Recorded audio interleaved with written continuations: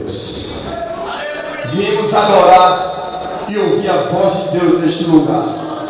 Nós estamos aqui por estar, estamos para adorar e bendizer o seu santo nome, porque Ele é grande.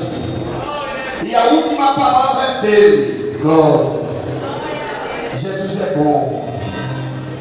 Ele é o amante da minha alma. Glória. Glória a Deus. Aleluia.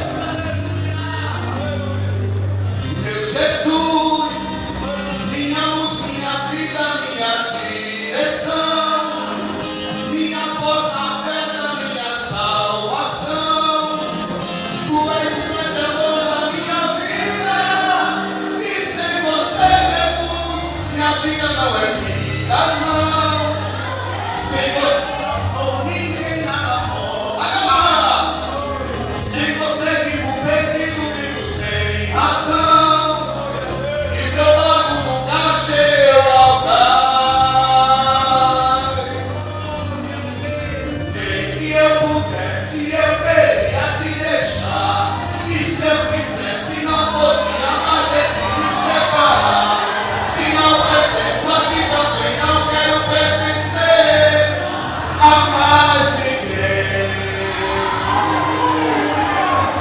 Pode me guardar e me levar para pertinho de você, e nunca mais eu com isso devia me perder. Não tem ninguém mais precioso para mim, Jesus. Ele é grande, Ele é maravilhoso. Aleluia, aleluia, aleluia, aleluia. Glória a Deus, glória a Jesus.